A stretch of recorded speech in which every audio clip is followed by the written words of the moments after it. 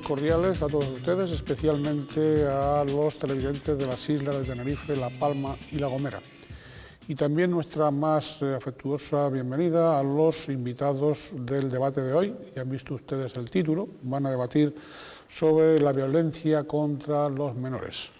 Para hacerlo, están aquí, doña Belarmina Martínez, presidenta honoraria de la Asociación Mujeres, Solidaridad y Cooperación y miembro del Foro contra la Violencia. Doña Belarmina, bienvenida.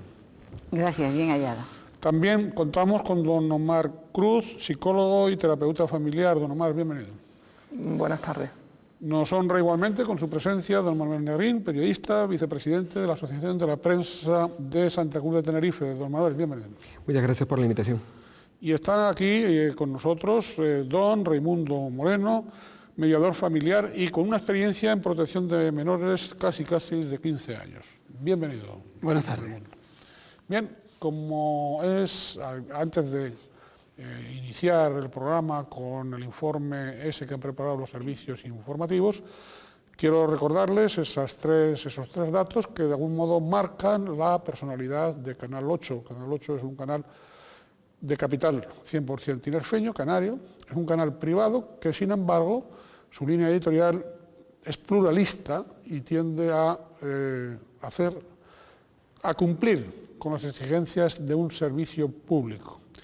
Y también es una televisión que gracias al apoyo de todos ustedes, el apoyo a los programas, a todos y cada uno de los programas, pues es un canal que está en cabeza de las televisiones locales, tanto en la provincia de Santa Cruz de Tenerife como en el conjunto del archipiélago. Es un agradecimiento, un reconocimiento que no cesamos nosotros de sentirnos satisfechos, todos los que colaboramos con el Canal 8, por supuesto, tanto su presidente como su directora, don Juan Luis Lorenzo y doña María Lorenzo, y todos los que de algún modo colaboramos con los que trabajan y colaboramos con este canal. Invitamos siempre a la participación.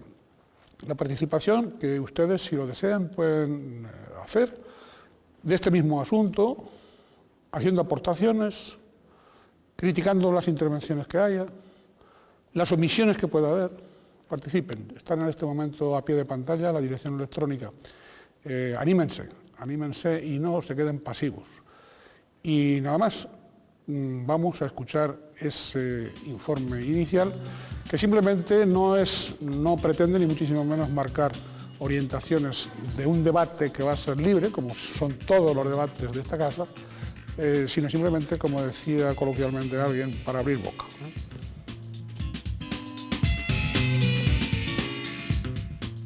Extrema conmoción social la que despierta un caso de malos tratos hacia una mujer, mucha más cuando quien los recibe es menor.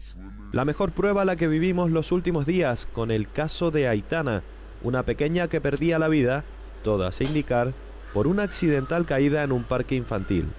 El caso es que la pareja de su madre se encargó de llevarla a un centro de salud para una segunda exploración médica tras varios días del suceso. La sorpresa para él, que el personal sanitario llamaba a la policía local de Arona para contarle que la niña presentaba signos de malos tratos, incluso de agresión sexual. Inmediatamente, este era detenido. No se sabe de qué modo, o sí, la información de este hecho salió a la luz. Los medios de comunicación, siempre que hayan citado las fuentes y hablen de presunción de inocencia, se habrán guardado de cometer errores. Obviamente, manejando los datos, un caso como aquel era publicable, pero se empezaba a desatar un juicio paralelo entre la sociedad que se resolvía como injusto. La gravedad de Aitana obligaba a derivarla al Hospital Nuestra Señora de la Candelaria. Allí no pudo superar una cuarta parada cardiorrespiratoria. El informe médico de este centro desmentía que la niña hubiera sido violada. Mientras, el novio de su madre permanecía en los calabozos, comenta que siendo tratado como un terrorista. La última de las pruebas fue determinante. Lástima que tuviera que ser una autopsia. Se realizaba el estudio en el Instituto de Medicina Legal de Tenerife y se confirmaba que todos los signos que presentaba el cuerpo sin vida eran compatibles con los de una supuesta caída en el parque.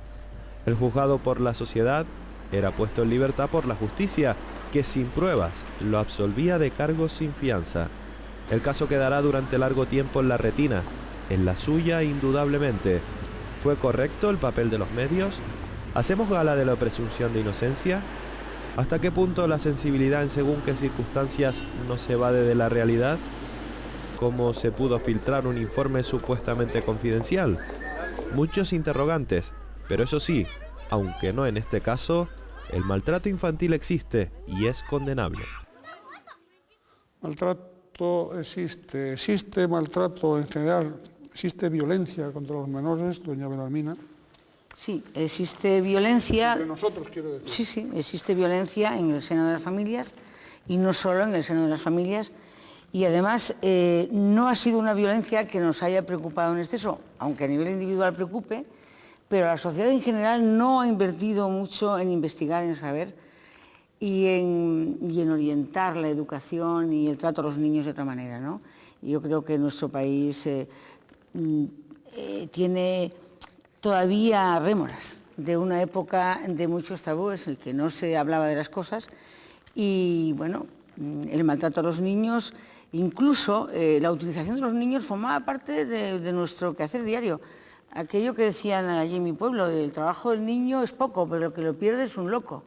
Y la letra con la sangre entra. Es decir, que estaba de alguna forma justificado el darle a los niños un cachete o un azote o el tú te callas y que el niño ha vivido, digamos, muy poco defendido. Y el niño necesita que se le defienda porque él por sí solo no tiene capacidad para defenderse de los malos tratos y mucho menos cuando se trata de la familia, ¿no?, que es quien lo infringe. Estamos en el plano general de violencia contra los menores, luego entraremos, si ustedes así lo estiman oportuno, en el caso concreto, en el exponente de esta tragedia última tan penosa y tan triste para todos nosotros. Pero seguimos con el marco genérico de violencia contra los menores, de si existe o no existe, de qué manifestaciones puede haber, de cómo podemos impedir esos atentados, etcétera, etcétera. Don Omar. Sí, sobre todo compartir la idea de la contertulia con respecto a que sigue faltando investigación y formación específica al respecto. Y sobre todo, cuando hablamos de maltrato, hablamos de un tema bastante amplio, bastante complejo, teniendo en cuenta que cuando hablamos de maltrato, no solo físico, sino psicológico, nos encontramos con muchas dificultades, sobre todo a la hora de poder detectar, porque en el caso en el que se produce pues, un hematoma o una lesión, pues es más fácilmente detectable. Pero cuando hablamos de circunstancias familiares complejas, en las que hay conflictos familiares, hablamos de un tema muchísimo más difícil de descubrir, de poner sobre la mesa, ¿no? Y esa es la gran preocupación, ¿no? Y sobre todo las nuevas realidades, la nueva sociedad y los nuevos tipos de maltrato con los que nos estamos encontrando en la sociedad actual. Bien, gracias, don Omar. Don Manuel Larrín. Centrándonos quizás en el término violencia, que yo separaría del maltrato, aunque quizás uno lleve al otro o el otro al uno, habrían dos aspectos quizás de la violencia que podrían considerarse, y es el denominado violencia por pasión, violencia endógena, que provenga del propio entorno de donde se está produciendo, y esa otra violencia exógena de la que ya comentaba algo, creo que Raimundo, en el sentido de la que se aprende a través de la sociedad y en muchos casos a través de lo que se oye y lo que se ve, que no solamente son los medios de comunicación, sino pueden ser otro tipo de cosas. Es decir, hay películas que incitan a la violencia, hay libros que incitan a la violencia, hay juegos por internet que incitan a la violencia. Hay, yo creo que dos formas de acceder a la violencia, una endógena y otra exógena. Muy bien, muchas gracias, don Raimundo. Don Raimundo, que decíamos en la presentación, mediador familiar, pero también con la experiencia de trabajar en protección de menores. ¿Nuestros menores están suficientemente protegidos contra esa violencia? Yo creo que hay un problema estructural, y es que en el ámbito privado, primero existe el ámbito privado, que es el de la familia, en el que difícilmente hay ojos para ver qué está pasando. Un adulto puede salir y presentar una denuncia. A veces sabemos que no lo hace, en el caso de las mujeres, por determinados miedos, determinadas circunstancias, pero al fin y al cabo tiene mayoría de edad y puede presentarse ante cualquier comisaría, ante un juzgado, o llamar a un juez, o coger el teléfono simplemente y llamar al 012, al 016 o al 112 o al número que considere.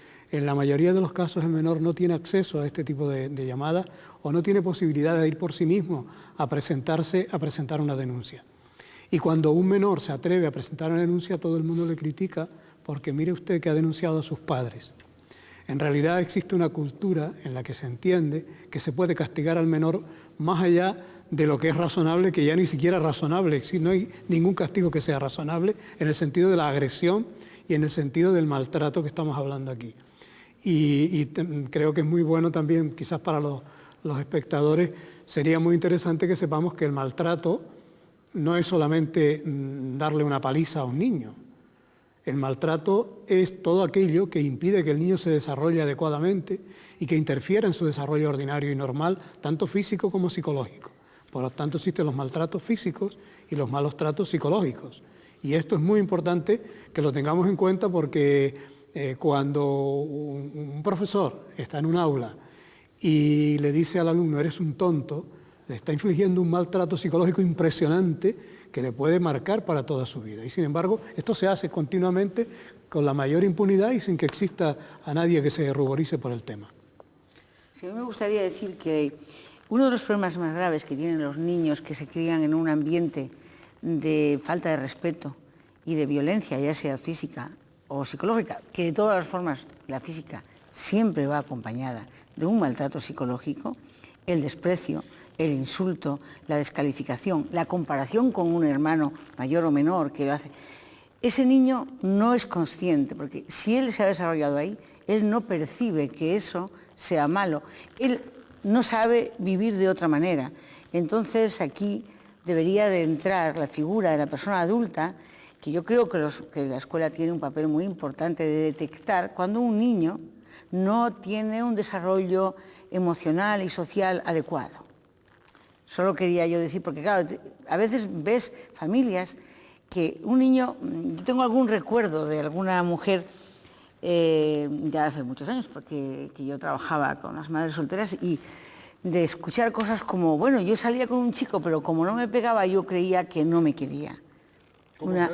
Sí, pero además perfecto, es decir, una niña que su madre abandona la casa cuna, como tantas, un padre absolutamente ausente, porque claro, yo hoy no voy a permitir que se hable solo de las madres. Yo es que creo que el papel del hombre, que me parece muy bien que se reivindique, se tiene que reivindicar con todas las consecuencias.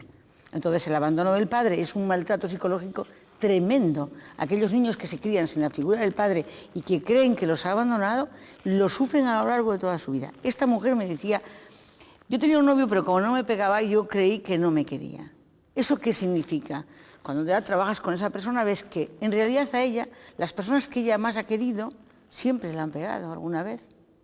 Luego el maltrato estaba... ¿Ha asociado cariño con violencia? Sí, como algo normal, como que lo uno va unido a lo otro, pero es que esto es muy frecuente. A mí me gustaría puntualizar un aspecto importante, sobre todo unido cuando hay un conflicto fuerte entre los padres y hay una lucha por lo que cada uno considera que es lo mejor para el niño. Y esos padres están en conflicto, que no forzosamente tiene que haber una separación, un divorcio detrás. Sobre todo cuando hay pautas educativas totalmente opuestas. Y cuando los padres mutuamente no son capaces de entender la perspectiva del otro. Eso genera muchísimas dificultades y muchísimo sufrimiento a los menores. Y eso queda dentro de la casa, dentro de la puerta de la casa. Eso no sale tan a la luz. Y eso es algo que el niño va viviendo desde chiquitito. Es cuando el niño ve que el padre va por un lado y la madre va por otro, en criterios, en orientaciones, en estimaciones, etcétera, etcétera. No solo eso, sino cuando ve que uno deslegitima al otro, ya, que uno le pone un castigo y otro se lo quita. Estaríamos hablando también de una negligencia educativa, porque de alguna manera eso va a repercutir en el desarrollo emocional, personal de ese niño cuando sea adulto, ¿no? La educación familiar tiene que ser conjunta. Sin lugar a dudas, o por lo menos intentarlo, y que hay un esfuerzo por parte de los padres, porque muchas veces lo vemos en el trabajo, se ve en el trabajo, aquellos padres que luchan, creen que están luchando por el bienestar del menor y realmente le están haciendo daño, pero están tan enfrascados, tan metidos en esa dinámica, que no se dan cuenta, porque no son capaces de salirse de esa dinámica para ver que realmente le están haciendo daño, aunque crean que están buscando el bienestar de su hijo. ¿Sí? Y eso pasa muy a menudo, o bastante a menudo, y no sale a la luz pública, ¿no? No se ve, no es tan evidente. Siempre vamos a lo mismo, falta de educación familiar. Falta de educación. Formación de educación matrimonial. En muchos casos sí, Pregunto. en muchos casos sí, y sobre todo de valores y de respeto. Del oficio de padres, quiero decir. Sí, sobre todo, sí, efectivamente. Y además no es una cuestión intelectual, cognitiva, que digas, pues bueno, hay que ir por la universidad para saberlo. Yo me encuentro con muchos padres con recursos económicos bajos, con nivel educativo medio bajo, y son excelentes padres, porque tienen 4 o 5 cosas con criterio muy claras. Y luego te ves otros padres académicamente desarrollados, con un poder adquisitivo elevado, que les falta esta base. Y no son tan buenos padres, aunque se pueda considerar que sean buenos padres. Es un tema muy interesante. Sí, ha pedido la palabra varios de ustedes, enseguida tendrán la oportunidad de expresarse, como es habitual en nuestros programas, y va a ser en cuanto reanudemos el contacto con todos ustedes.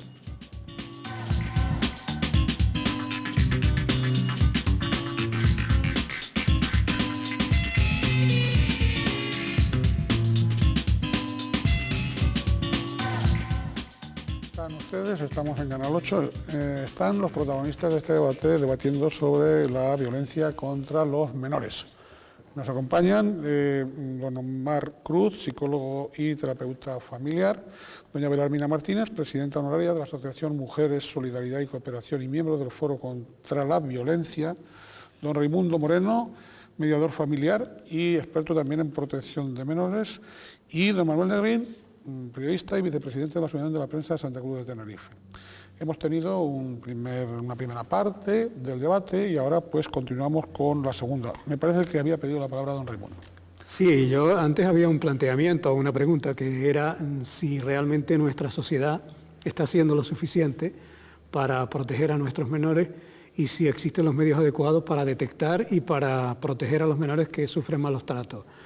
Yo creo que nuestra sociedad se ha embarcado en otras inquietudes y en otras preocupaciones, y el tema de los menores va pasando a ser casi conseguir almacenarlos lo antes posible para que molesten lo menos posible y que los mayores puedan organizarse sin que les molesten los menores. En España tenemos un signo y es los pocos nacimientos. Somos el país, y en Canarias, el lugar del mundo donde menos nacen niños. Estamos en la tasa de nacimiento más baja del planeta, en este archipiélago. Eso significa que algo está pasando. Y yo, que he estado en protección de menores y que trabajo en mediación, muchas veces nos vemos en una preocupación para decir cómo los padres realmente se responsabilizan de los hijos. Porque cuando llega el momento de decir, bueno, ahora nos vamos a separar, ¿quién se hace cargo de los hijos, cómo y cuándo? Es un verdadero problema. Muchas veces ninguno de los dos tiene el tiempo adecuado para hacerse cargo de los niños, y esto es muy grave. Eso por una parte. Por otra parte, yo creo que tenemos instrumentos, por lo menos inicialmente, como es la Convención de los Derechos del Niño, tenemos una ley de protección jurídica del menor, tenemos una ley de protección del menor de Canarias, pero son instrumentos que están ahí poco aplicables o poco aplicados. Yo estoy convencido que en el momento en que al niño se le reconozcan sus derechos, las cosas cambiarían muchísimo. Porque al fin y al cabo se trata de derechos. Estamos muchas veces hablando en voz alta de los derechos humanos, de los derechos de las personas, y los derechos de los niños están reconocidos en documentos de mucho peso nacional e internacional, pero luego en la práctica están olvidados porque hay miedo a que los niños tengan derechos. Yo siempre digo que los niños deben tener derechos y al mismo tiempo enseñarles que los derechos no son una propiedad exclusiva personal, sino es la manera de respetar al otro y de yo ser respetado. Y cuando eso se hace desde pequeños, conseguimos personas iguales, personas en igualdad de derechos, en igualdad de condiciones, y evitaríamos infinidad de problemas de violencia de género y de otras muchas cosas, porque cuando alguien tiene a la otra persona como alguien sagrado en sus derechos, no se atreverá a violarlos de ninguna manera. Es decir, que de alguna manera, corríjame, pero de alguna manera tienen los menores reconocimientos, garantías legales, pero probablemente no las tienen familiares, educativas, vecinales, asociativas, etcétera, etcétera, ¿no? Efectivamente, esa es la realidad. Por ahí puede ir las cosas. Esa es la realidad. Bien. Termino sí. breve. Sí, Una anécdota. Nosotros presentamos un grupo de nosotros fuimos portavoces y un grupo de menores solicitaron inscribirse como asociación de menores en el registro de fundaciones, porque así lo contempla la Ley de Protección Jurídica del Menor, y todavía estamos esperando la respuesta en 10 años. ¿10 años? 10 años, y no los han inscrito porque dice que eran menores, que tenía que ir un adulto a representarlos. Hombre, 10 años, qué barbaridad. Agilicen eso, por favor. Don Manuel. Estamos probablemente encauzando mucho del tema de la violencia enlazándola con la educación en diferentes aspectos, desde la familia, pasando por la meramente escolar, educativa y la social. Yo quería apuntar dos aspectos, uno de ellos va en relación con lo anteriormente manifestado por Omar, y es que los educadores, y me refiero a los educadores en este caso en la escuela, se quejan cada vez más de ser casi los únicos que se ocupan de esos jóvenes. Es decir, el mayor tiempo de educación corresponde precisamente a los profesores en la escuela y que no hay un acompañamiento por parte de la familia, de sus padres, para educar o para seguir acompañando ese nivel educativo escolar.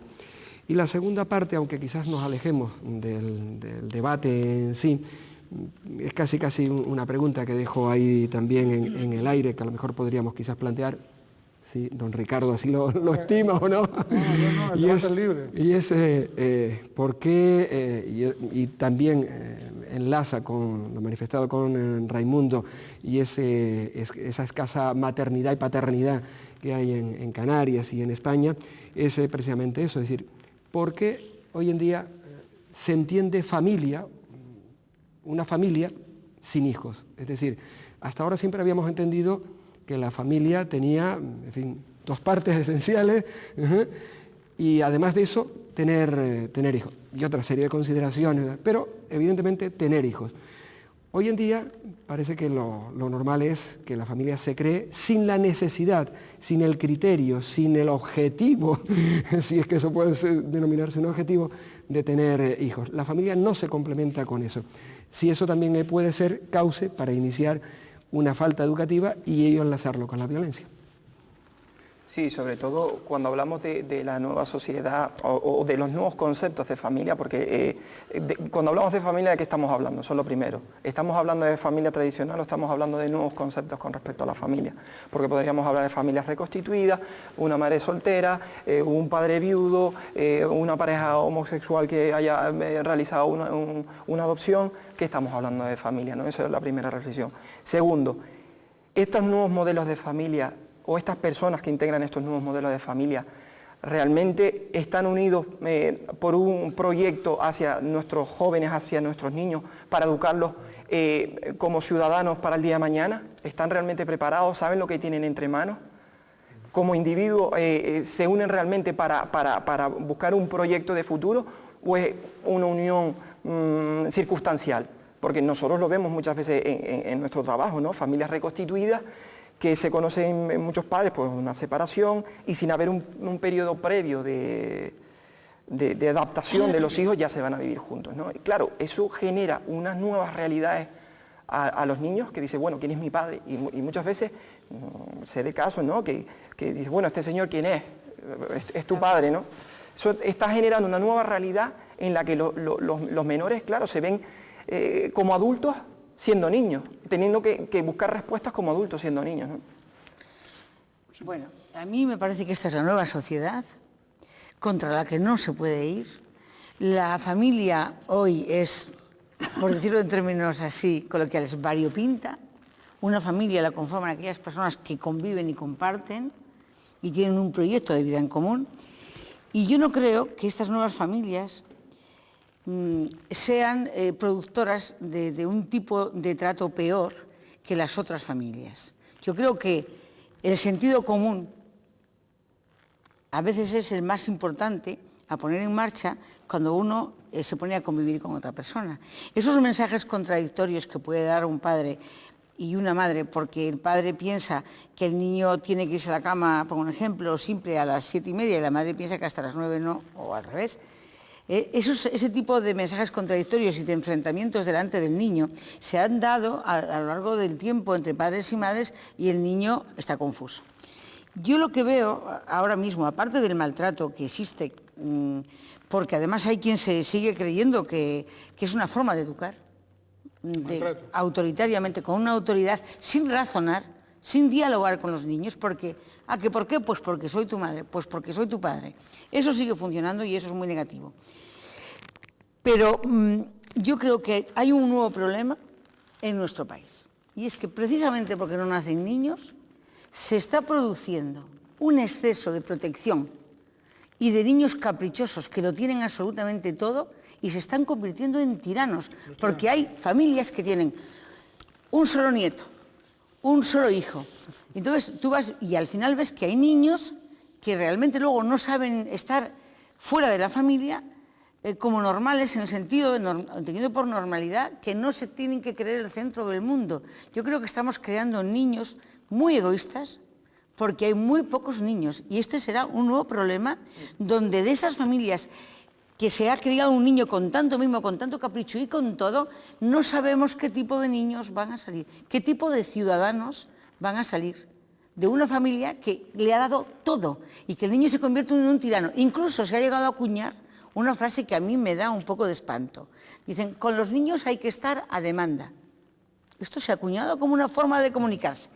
Bueno, yo que he tenido 7 hermanos y conmigo 8, a demanda. O sea, el niño pide y tú le das. El niño es el que ordena. Esto es un nuevo peligro, porque a demanda no puede ser. No puede ser a demanda. La orientación la tienen que dar los padres. Y no autoritariamente, sino en la medida que el niño va creciendo, dialogando con el niño, explicándole al niño hasta donde el niño puede entender qué cosas le perjudican, qué cosas le benefician y por dónde tiene que caminar. Yo quería plantear, al hilo de lo que se está aquí hablando, quería plantear lo siguiente. Da la impresión, corríjanme, pero que se ha producido un bandazo, es decir, un bandazo histórico. Se ha pasado del maltrato al menor a que el menor se esté convirtiendo de alguna manera, si no en maltratador, sí en abusador y en tirano. Un poco tirano. Tirano entre comillas, algunos son tiranos sin comillas, es decir, sin comillas, es decir, hecho, o no ocurre eso. No ocurre eso. Yo pienso que no se debe generalizar. No. Estaba hablando de casos. Por eso digo que del bandazo, yo creo que tiranos ha habido, menores tiranos ha habido siempre, y ahora hay más, por lo que dice Belarmino, que estoy de acuerdo con su planteamiento. Ha habido más. Pero eso no debe dejarnos, o sea, el arbolito que tenemos delante no nos debe impedir ver el bosque. Efectivamente hay una minoría de menores que lo tienen todo y que son verdaderos tiranos desde pequeños, porque los padres se han convertido en esclavos de esos menores. Entonces, pero ese es otro tema. Tal vez ese sería un tema monográfico para otro debate. Para otro debate. Estamos hablando de los malos tratos a los menores. Y la realidad es que en este momento, por los datos y los estudios que hay, en Canarias estamos en torno a 20.000 menores que sufren malos tratos físicos y casi 60.000 que sufren malos tratos psicológicos. Esa es la realidad. Estamos en un porcentaje entonces grave. Un porcentaje grave. En comparación con otros lugares, ¿cómo estamos? Pues estamos parecidos. Estamos comparando con otros lugares, estamos parecidos. Estamos parecidos. España, un estudio hecho por la Complutense, que es de los más recientes, hablan de 800 y pico mil niños maltratados en España. 800 y pico mil. Sí. Ese es el dato. Porque claro, se está hablando, muchas veces lo que decíamos antes, hay muchos tipos de maltrato. Entonces hay maltrato institucional, hay maltrato social, hay maltrato familiar, y ya digo, eso no quita para nada que exista el niño tirano que no recibe maltrato, que eso también puede ser un tipo de maltrato, porque se le está dando tanto que se le está convirtiendo en un imbécil. Y eso también es impedir su adecuado desarrollo. O sea, si lo vamos a analizar, no sé hasta qué punto. No solo es darle una nalgada, sino también puede darle ser todo lo que necesita, todos los vicios también que se le está enfocando a que sea un imbécil en su vida, y eso es muy negativo. Pero vamos, no es ese el tema que nos trae. Y por ejemplo, tenemos en España, los datos que hay circulando es que hay más de 1.000 niños inmigrantes que están en la calle. Y eso en España.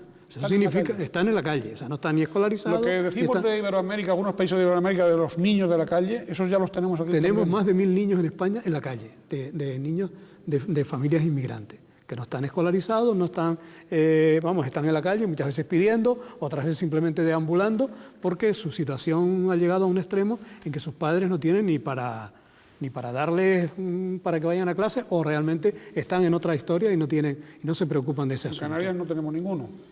En Canarias también hay. No tengo datos exactos de Canarias y datos globales de España, pero también hay casos. También hay casos, sí. Bueno, hay pocos. Hay que decir que se ven pocos niños en la calle. Se veían más hace 20 años, por ejemplo. Sí, por supuesto. Que se veían niños que estaban limpiando cristales, que no estaban en la escuela. Todavía hay niños que faltan mucho a la escuela, eso es cierto. En Canarias hay un absentismo importante.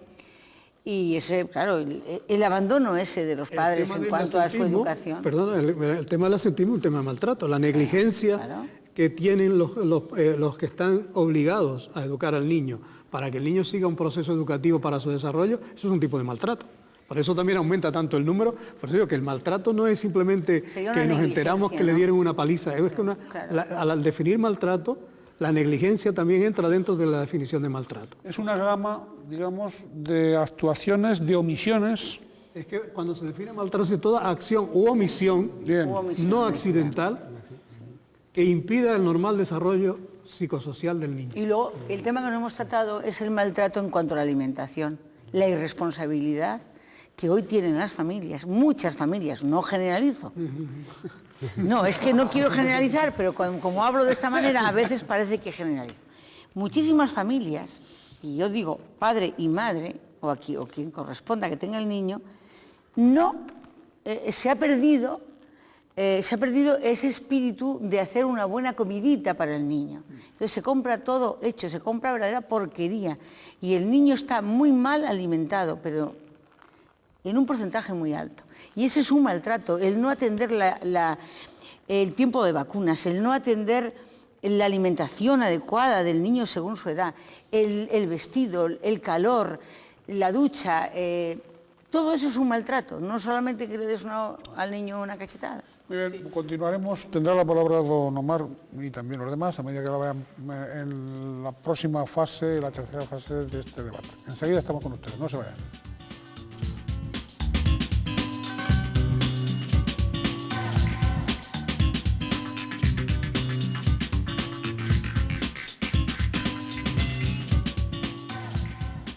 Están ustedes en Crítica en 8, el programa de Canal 8, debatiendo en esta ocasión violencia contra los menores, y sus protagonistas son don Raimundo Moreno, mediador familiar y experto en protección de menores, don Manuel Negrín, periodista, vicepresidente de la Asociación de la Prensa de Santa Cruz de Tenerife, don Omar Cruz, psicólogo y terapeuta familiar, y doña Belarmina Martínez, presidenta honoraria de la Asociación Mujeres, Solidaridad y Cooperación y miembro del Foro contra la Violencia. Hemos tenido dos partes del debate. Ahora las cámaras de Canal 8 han ido a la calle con esta pregunta, siempre en relación con el padrastro de la niña que desgraciadamente ya no está con nosotros. La pregunta es, ¿cómo se puede restituir el honor del detenido en el caso Aitana? Vamos a escuchar las respuestas.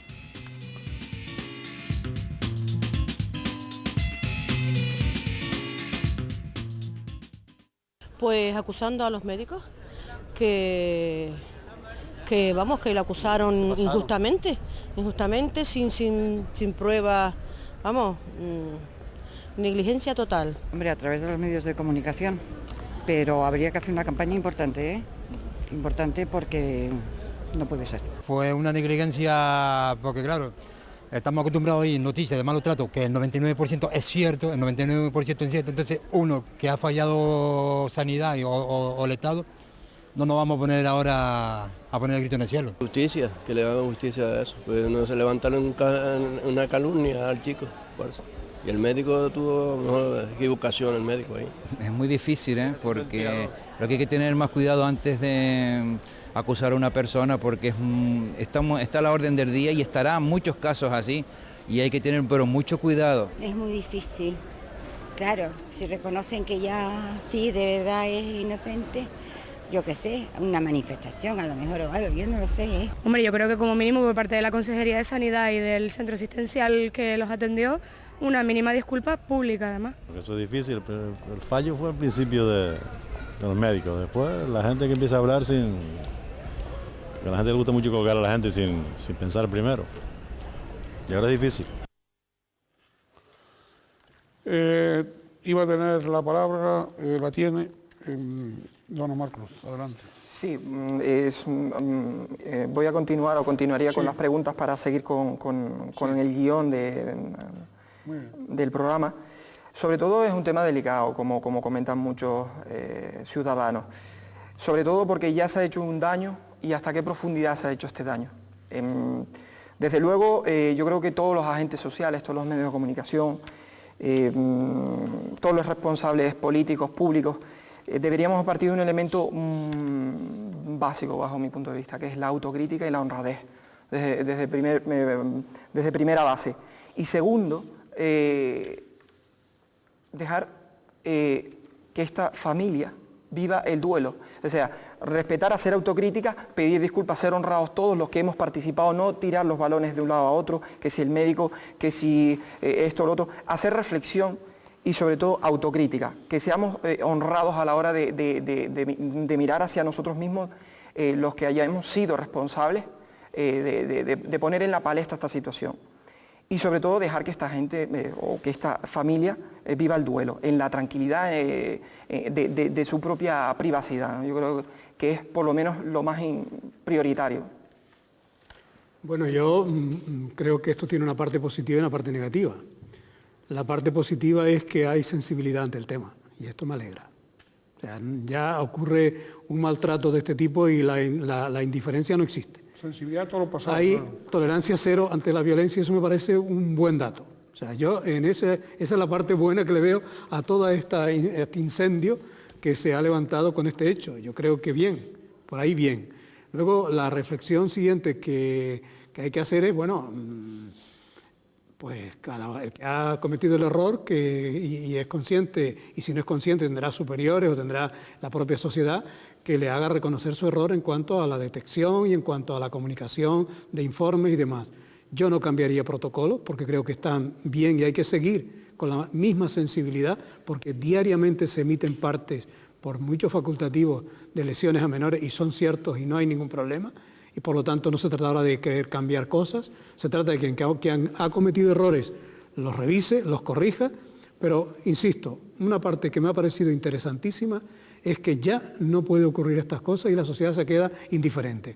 Todo el mundo estaba incendiado ante un hecho que luego resultó ser que no fue el señor el que cometió, que no hubo delito, pero si lo hubiera habido, la sociedad entera ya no se queda indiferente. Y yo es la parte positiva que puedo extraer de esta situación. La palabra más repetida ha sido difícil. Todas las personas que han opinado han dicho difícil restituir el honor de esa persona. Y yo creo que es imposible. Restituírselo es imposible. Él consigo mismo tendrá un tiempo difícil para superar lo que le ha pasado. Pero yo sí quiero manifestarme claramente diciendo aquí ha muerto una niña, ese es el hecho más grave, y ha muerto como consecuencia de una caída. Y esa caída no ha sido bien diagnosticada por el primer médico que la vio y la mandó a casa.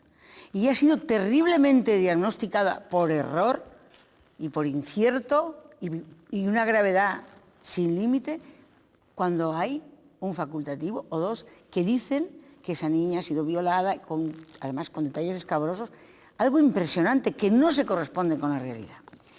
Y es que yo te agradezco, Raimundo, la valoración que has hecho positiva de poder nosotros detectar la sensibilidad social ante la violencia. Yo comparto contigo que eso no puede pararse y luego, este desvío que se está intentando hacer desde los poderes públicos hacia la prensa me parece una salida de tono y un sacar balones fuera.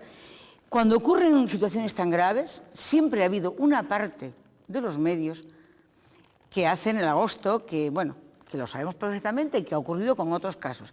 Ese tipo de prensa ha estado siempre y también ahora. Pero yo quiero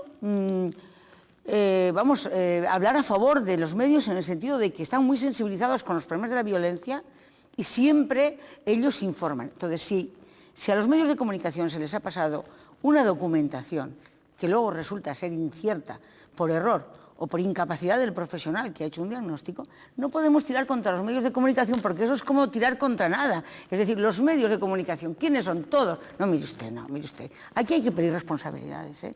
Y también la segunda palabra han sido los médicos, de las personas que han hablado. Ha habido un fallo médico, una negligencia médica. Yo creo que la gente después del pueblo es la más sabia. Han dicho, aquí hay un problema médico grave, porque si el primer médico que ve a la niña le hace los estudios pertinentes, nada de lo otro hubiera ocurrido, aunque la niña, a lo mejor la pobre, hubiera fallecido de ese golpe. El no haberle hecho eso trae como consecuencia lo que ha ocurrido.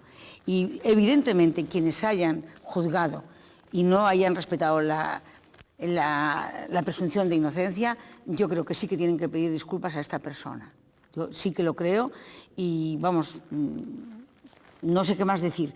Y quiero, por último, permítame, quiero mandarle un mensaje a esa madre, porque no se ha hablado nada de esa madre. No, nada.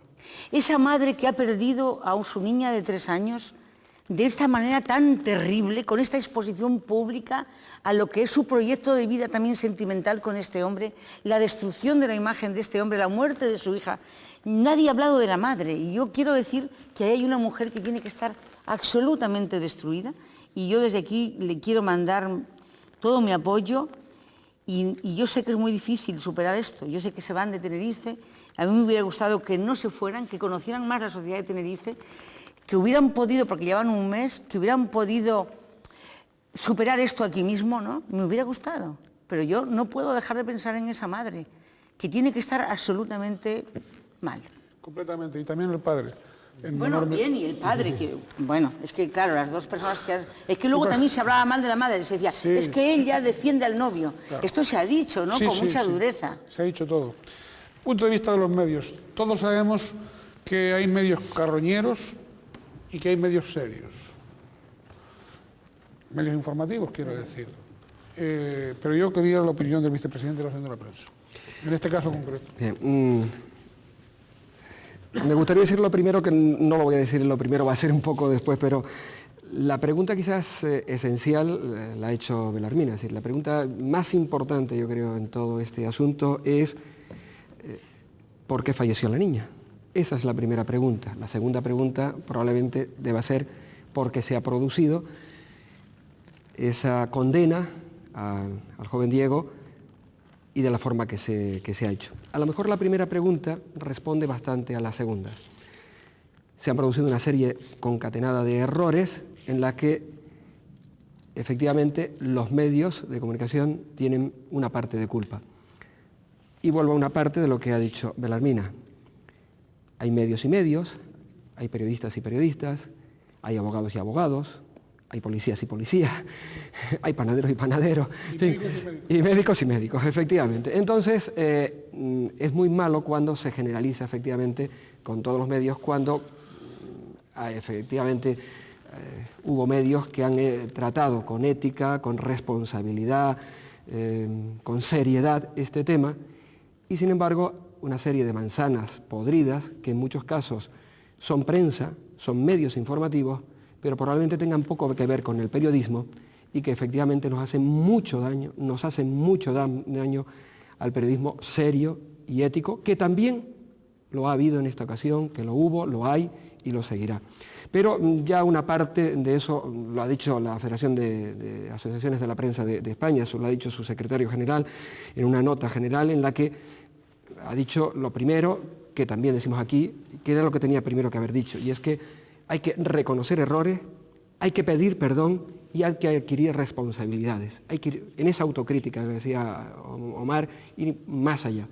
Entonces, yo creo que la profesión, los periodistas, tenemos que pedir perdón, reconocer errores y adquirir responsabilidades. Porque en la libertad de expresión se establece cierta cota, y esa cota es la que se refiere al derecho del honor. Y la pregunta es, ¿no nos habremos pasado, efectivamente, no hemos rebasado ese derecho?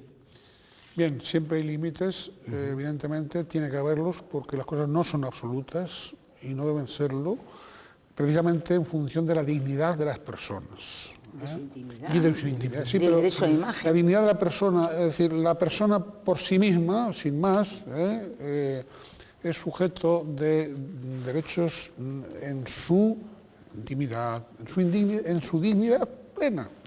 Última intervención, se nos ha ido el tiempo. Yo les ruego que sean ustedes, que sinteticen, que no se dejen en el tintero en la medida de lo posible nada de lo que hoy iban a decir, y vamos con las últimas intervenciones, que agradeceré que sean también breves. Última intervención de don Raimundo Moreno, por favor.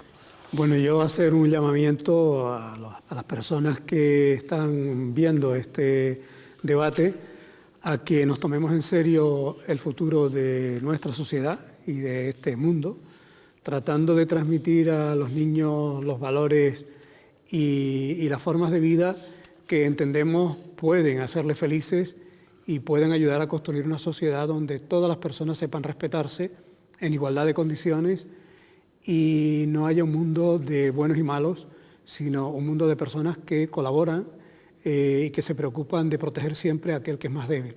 Y yo creo que el más frágil y el más débil es el niño y debe ser protegido especialmente, independientemente de que a veces no se sepa hacer esa protección y se pase por el otro lado y se haga lo que comentaba Belarmina, que se vaya, el exceso de protección se convierta en una desprotección de cara a que no adquiere una personalidad para luchar en la vida. Muchas gracias, don Manuel Levín. Última intervención. Casi a modo de titulares, como solemos utilizar en los medios, pues el periodismo debe apostar por la credibilidad, eso es un hecho muy claro. La cautela no suele acompañar al sensacionalismo y quizás esto sirva para que también la sociedad un poco empiece a conocer cuáles son los medios, cuál es el periodismo y qué no es periodismo, pero que sí se ofrece a través de los medios. Muchos programas no tienen nada que ver con el periodismo, eso que se llama periodismo amarillo, periodismo rojo, periodismo rosa, eso no es periodismo, ni siquiera lo hacen periodistas.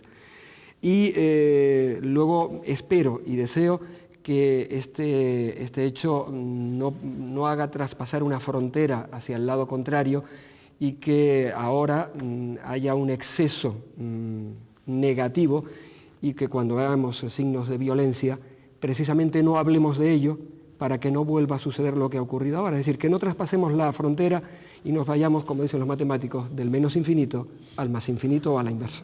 Muchas gracias, don Omar Cruz. Sí, sobre todo reflexionar o afinar o poner el punto sobre algunas de las ideas que se han puesto. Sobre todo, esto genera un debate, genera un llamamiento, un grito en voz alta de que algo no está funcionando bien, de que tenemos que reflexionar sobre las actuaciones que estamos teniendo todos, pero de verdad con honradez, no por querer quedar bien de cara a la sociedad, sino de verdad apostar por nuestros niños, de verdad. Luego, insistir sobre todo en que cuando hablamos de maltrato, hablamos de elementos no solo de maltrato físico, hablamos de otro tipo de maltrato, que es sobre todo cuando va añadido a negligencia por parte de los padres. Hablaríamos en tal caso de un maltrato silencioso, que se ve luego ya en estos niños, en estos adolescentes cuando son adultos y que a su vez serán padres. Sobre todo esa reflexión y apostar porque entre todos podamos ir mejorando pues nuestra sociedad y que sea un elemento de cambio, ¿no? Que nos permita reflexionar.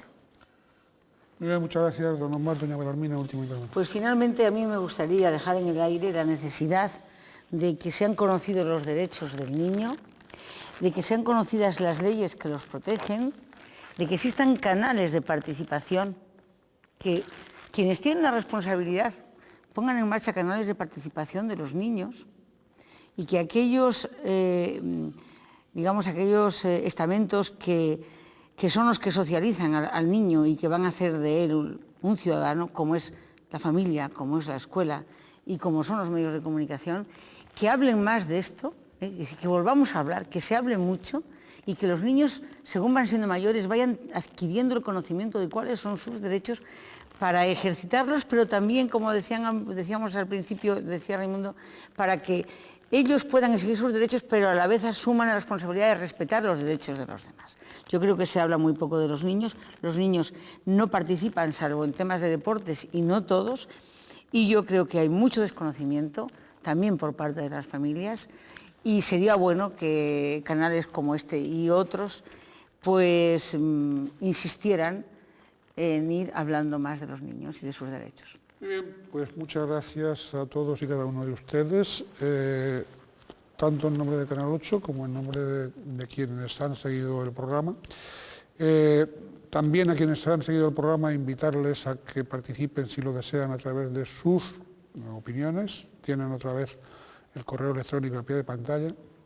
Y como siempre, a unos y otros, desearles lo mejor. Desearles lo mejor es que sean felices en la medida de lo posible. En la medida de lo posible siempre va a ser también felices en la medida en que veamos que nuestros menores, nuestros niños, son gente.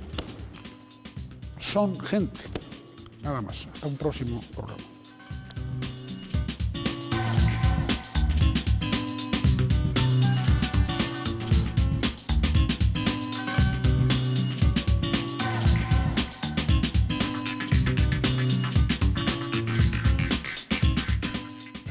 Mm.